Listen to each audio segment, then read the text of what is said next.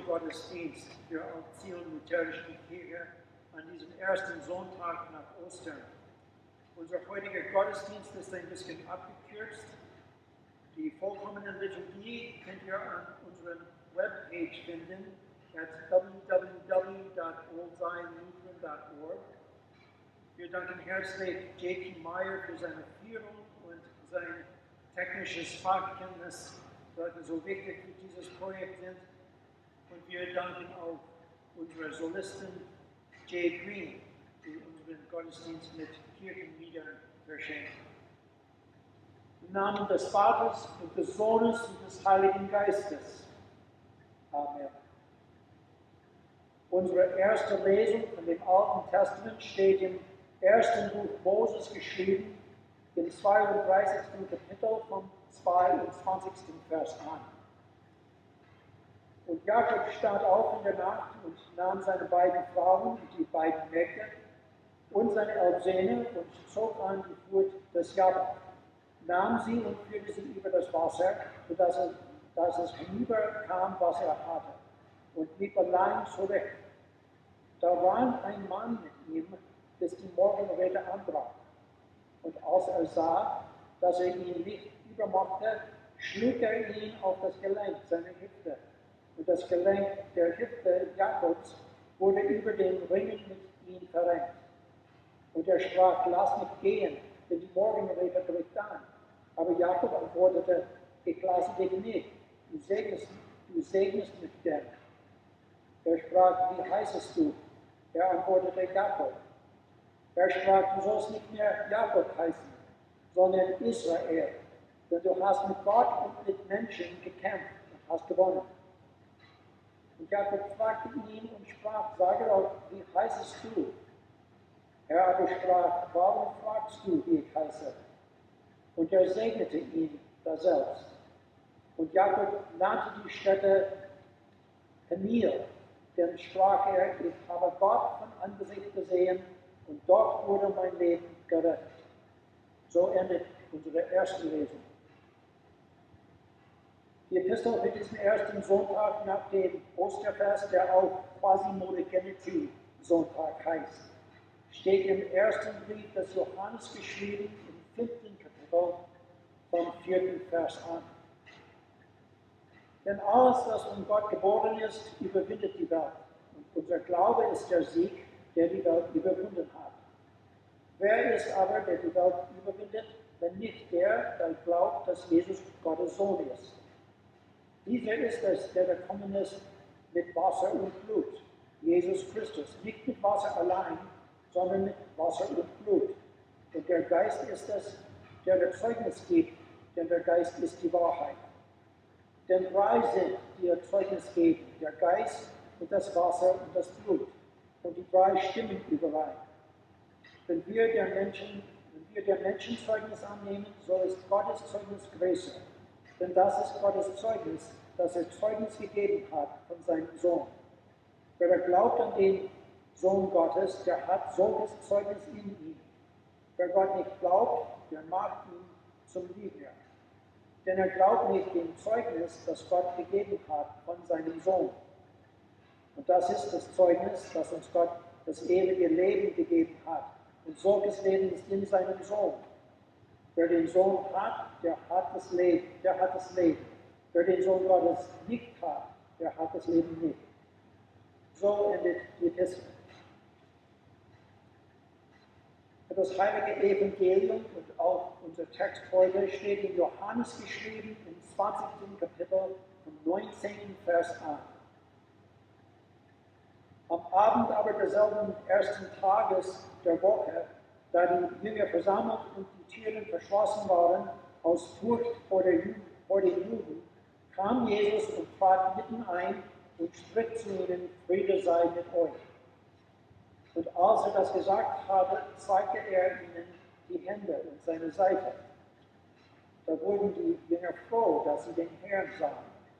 Da sprach Jesus abermals zu ihnen, Friede sei mit euch. Gleich wie mich der Vater gesandt hat, so sende ich euch. Und da er das gesagt hatte, ließ er sie an und spricht zu ihnen, nehmet hin den Heiligen Geist. welchen ihr die Sünden erlasset, denen sind sie erlassen. Und welchen ihr sie behaltet, denen sind sie behalten.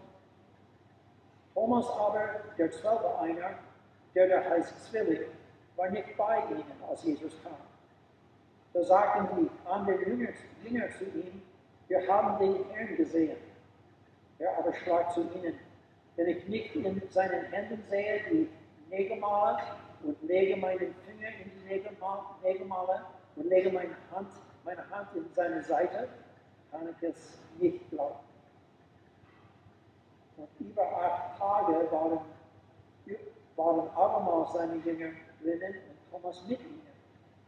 Kommt Jesus, da die Türen verschlossen waren, und tritt mitten ein und spricht, Friede sei mit euch.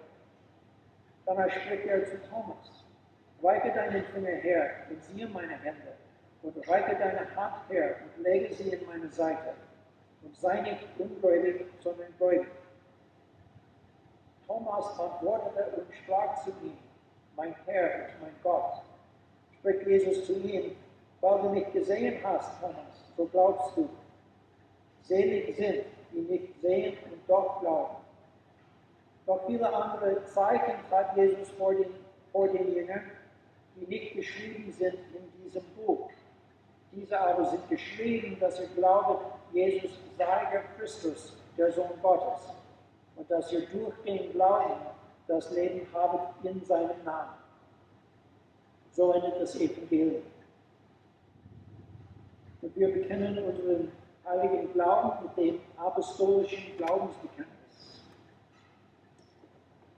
Ich glaube an Gott, den Vater, den Allmächtigen, Schöpfer Himmels und der Erde, und an Jesus Christus, seinen einigen Sohn, unseren Herrn, der empfangen ist von dem Heiligen Geist, geboren von der Jungfrau Maria, gelitten unter Pontius Pilatus, gekreuzigt, gestorben und begraben, niedergefahren zur Hölle, am 3. Tage wieder auferstanden von den Toten, aufgefahren gen Himmel, sitzend zur Rechten Gottes des allmächtigen Vaters, und dann kommen wird zurück in die Lebendigen und die Toten.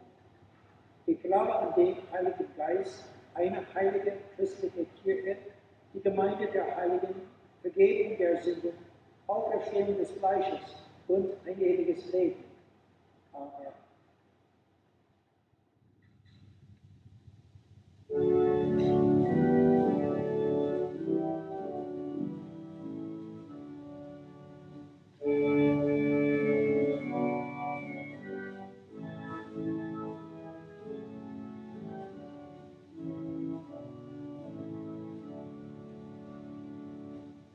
Er ist erstanden vom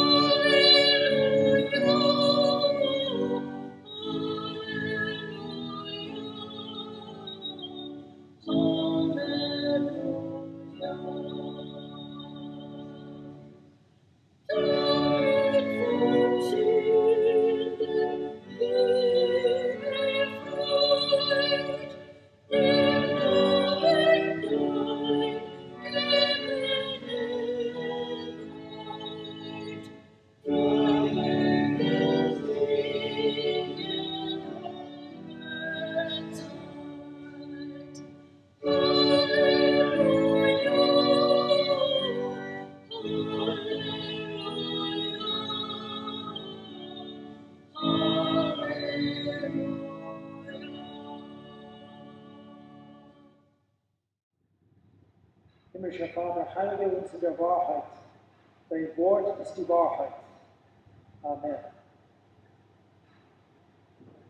Gnade sei euch und Friede von Gott, unserem Vater, und von dem Herrn Jesus Christus.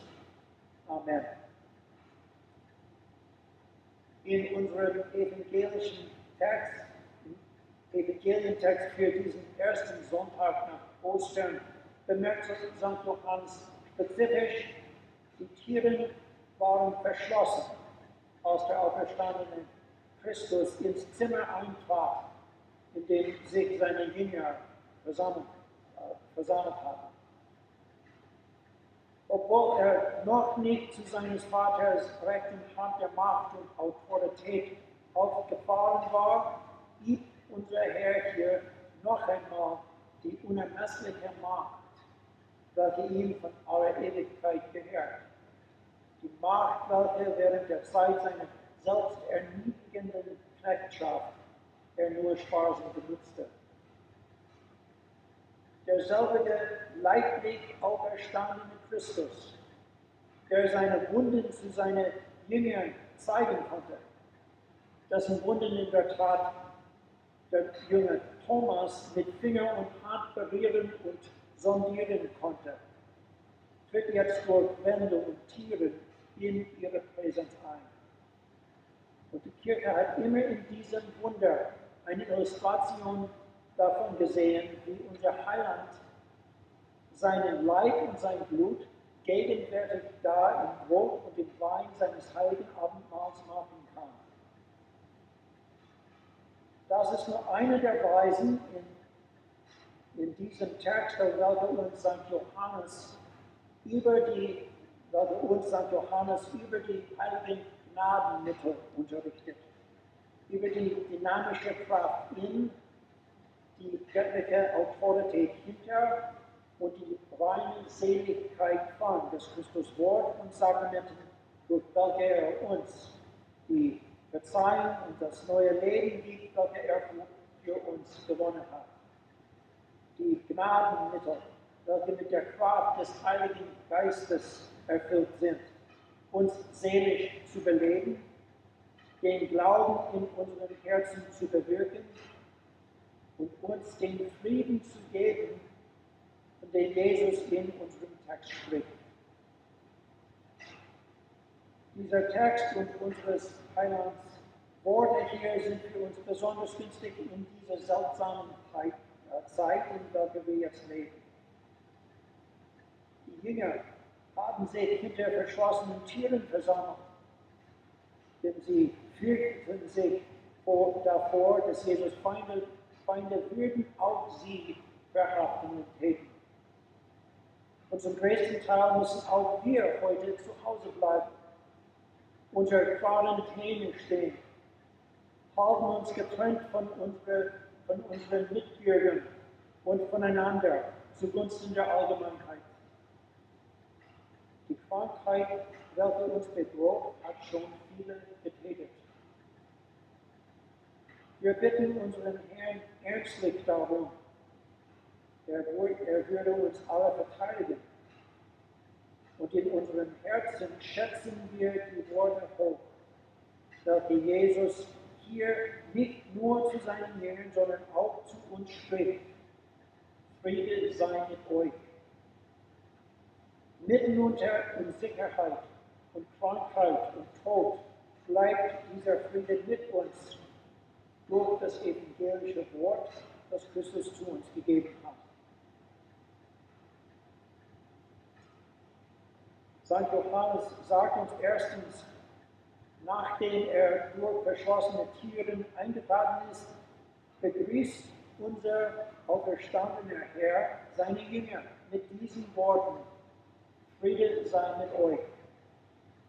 Diese sanfte, liebende Phrase war für sie ein heilender Balsam. Sie hatten sich in diesem Zimmer versammelt, um sich vor des Jesus Feinden zu verbergen. Denn sie wussten, der Hass der Pharisäer und Priester richtete sich auch an sie. Zu diesen Jüngern deren Herzen mit solcher Furcht so erfüllt waren, spricht unser auferstandener Herr seinen Frieden, seinen Trost. Und es gibt hier auch einen noch größeren Grund dafür, dass Jesus Gruß so willkommen und wertvoll für sie ist. Diese Jünger hatten ihren Herrn im Garten Gethsemane verlassen. Aus Furcht hatten sie Jesus, ihren Lehrer und ihren Freund, in der Stunde seiner Passion allein mit seinen Feinden stehen lassen. Jetzt steht vor ihnen ihr auferstandener Herr. Und seine Worte, Friede sei mit euch, sind ihnen so ein Schatz, denn diese kurze Phrase bringt ihnen seine Verzeihung und seine lebengebende Liebe. Friede sei mit euch, sagt Jesus. Ich vergebe euch, dass ihr entflohen seid. Mein Blut wäscht auch diese Sünde rein, dass ihr mich meinen Feinden preisgegeben habt. Ich gebe euch meinen Frieden, Frieden mit eurem Schöpfer, Frieden in euren Herzen. Ich heiße euch meine Freunde. Der Friede, den Jesus zu ihnen spricht, schließt in sich dieses ein, dass sie noch seine Apostel wären. Sein Friede hier schließt es in sich ein, dass er eine Aufgabe für sie habe. St. Johannes sagt uns also, da am ersten Ostertag richtete unser Herr für seine Kirche, die Kirche, welche vom Predigen dieser Jünger blühen und wachsen würde, sein heiliges Absolutionswort ein. Gleich wie mich der Vater gesandt hat, so sende ich euch, sagt ihnen Jesus. Nehmet hin den Heiligen Geist, welchen ihr die Sünden erlasset, denen sind sie erlassen. Und welchen ihr sie behaltet, denen sind sie behalten. Unser auferstandener Herr sagt auch zu euch und mir, Friede sei mit euch. Und er spricht uns ins Herz seinen ewigen Frieden ein. Den Frieden seiner Verzeihung, den Frieden seiner Liebe. Den Frieden, dass wir noch einmal Gottes Kinder sind. Immer wenn wir dieses Wort der Absolution hören, das er uns gegeben hat. In diesem finsteren Tal müssen wir noch die Last unserer Verfallenheit und unserer Sünden tragen. Aber der fleischgewordene Sohn Gottes bringt uns den Frieden, den er mit seinem Blut gewonnen hat. Und das Wort seiner Vergebung, das wir hören, pausiert mit demselben Heiligen Geist, den er an seine Jünger am ersten Ostertag ließ. Dieses Wort ist mit seinem wahrhaftigen Frieden erfüllt. Im zweiten Teil unseres Textes erzählt uns St. Johannes davon, wie unser Heiland auch zu Thomas erschien, der am ersten Ostertag nicht bei den anderen war, als Jesus seinen Frieden in die Herzen seiner zukünftigen Apostel einsprach. Dieses Mal schließt unser Herr auch Thomas ein, als er sagt, Friede sei mit euch. Spezifisch zu Thomas sagt Jesus, reiche deinen Finger her und siehe meine Hände und reiche deine Hand her und lege sie in meine Seite und sei nicht ungläubig, sondern gläubig.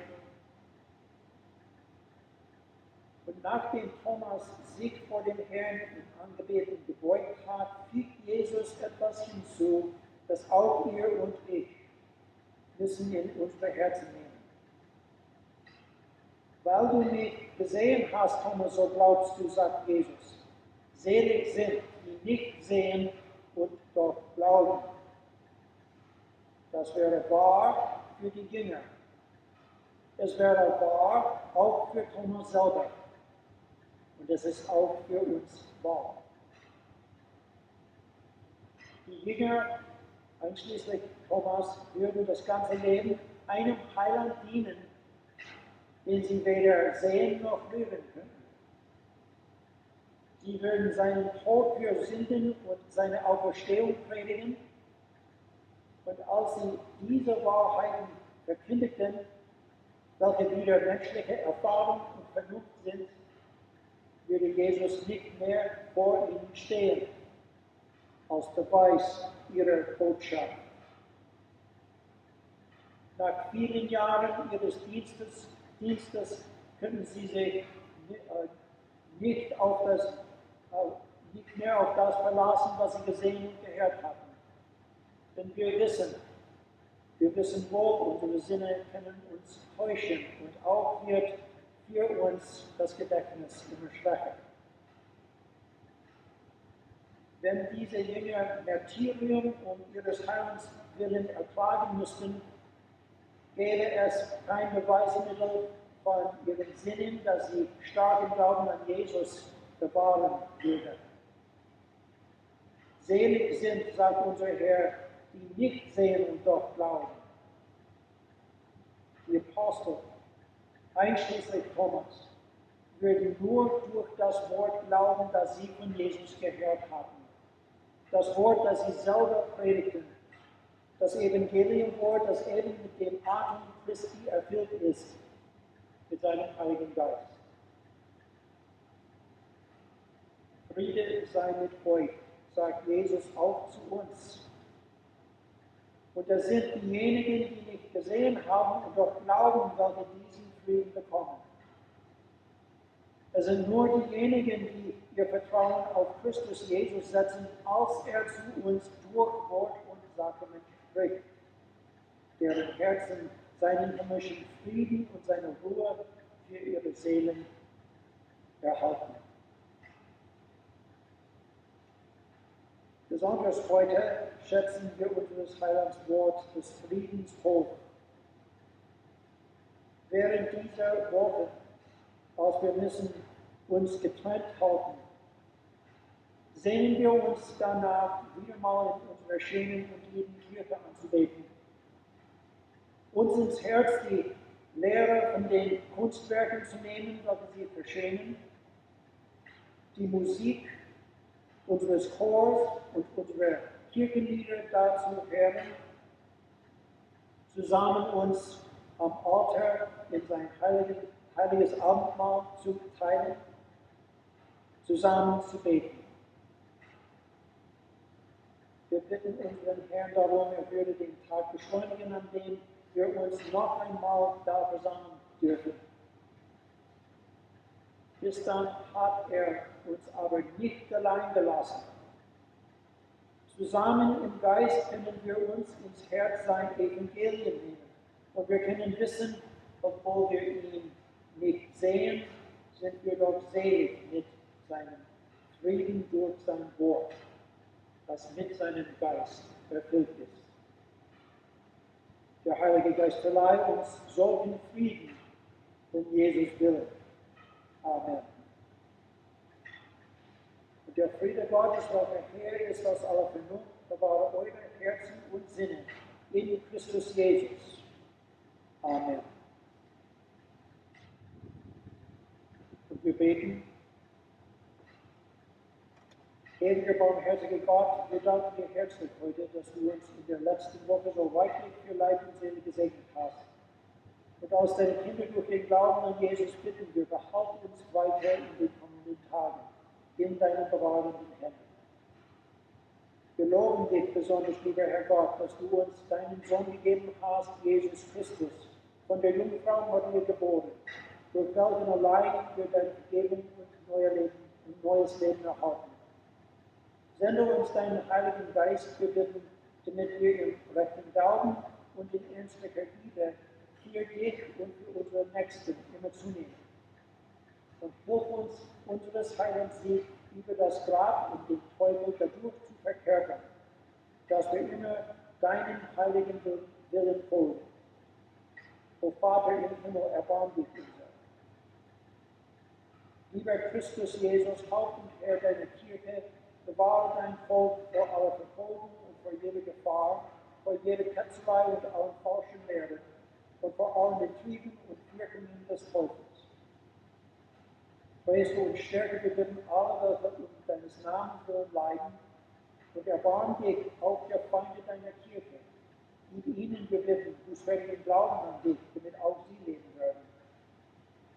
Segne das heilige Predigtamt, das du für deine Kirche durch deinen Befehl eingerichtet hast, und gib deinem Volk, wir bitten, treue Pfarrer und Lehrer, die dein Wort und in seiner reinen Wahrheit predigen und deine Sakramente nach deinem Befehl stellen, damit dein heiliges Evangelium sich zu allen Menschen verbreiten kann. Segne wir bitten das Wort, das in unserem Evangelical Lutheran Conference und Ministerium hier in Amerika gepredigt wird, und segne auch unsere Schwesterkirchen in Kenia und in Myanmar und in Indien. Herr Jesus Christus, du fleischgewordener Gottessohn, erbarm dich unser. O Heiliger Geist, der du ewiglich vom Vater und vom Sohn ausgeht, erfülle uns durch Wort und Sakrament mit dem rechten Glauben und der wahren göttlichen Liebe, und hilf uns immer herzlich gegen die Versuchungen des Teufels zu kämpfen und nach dem heiligen Willen unseres Gottes zu leben. O Heiliger Geist, du Herr, der du lebendig machst und unser wahrer Tröster, erbarm dich unser.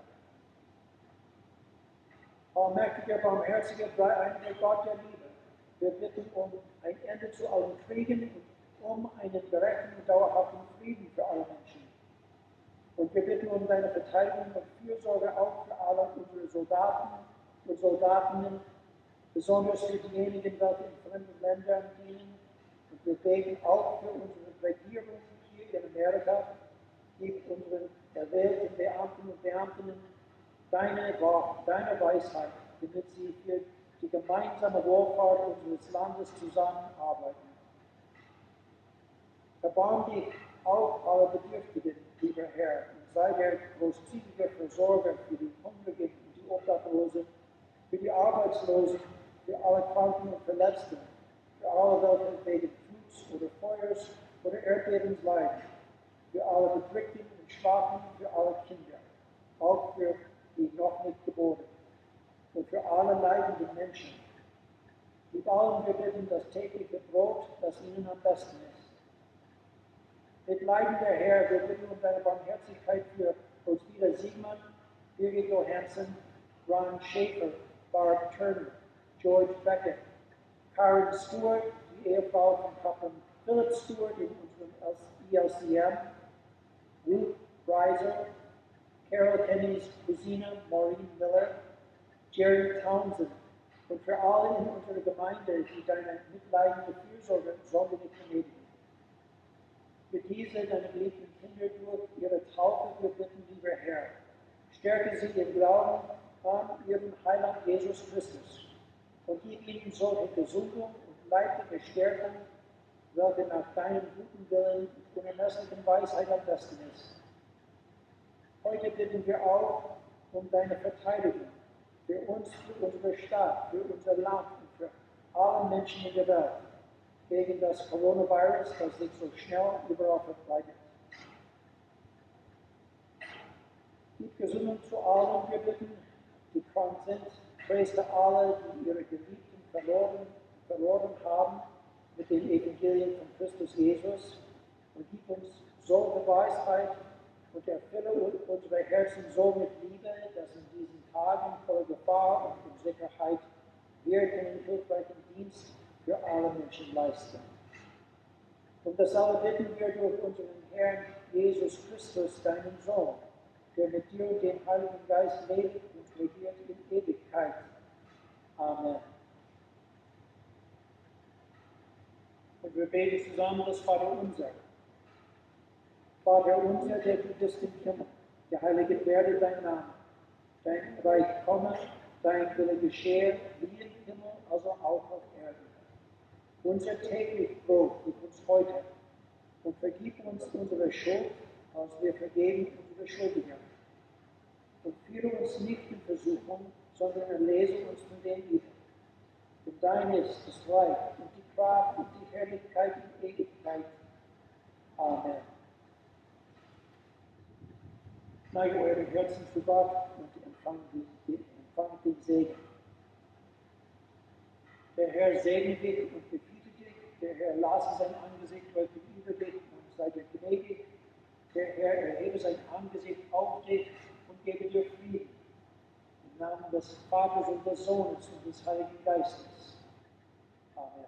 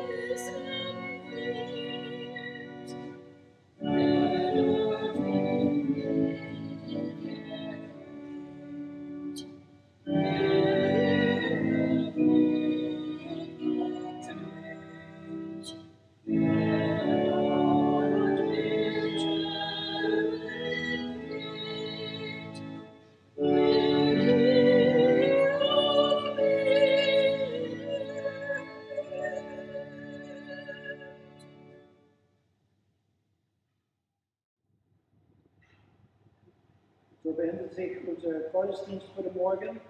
Nächsten Sonntag, der 4. Sonntag im Monat, haben wir unseren normalen Combine-Gottesdienst. Gott segne euch allen in der kommenden Woche und wir bitten euch für nötige Bekanntgaben, bitte schau ab und zu unsere Website an.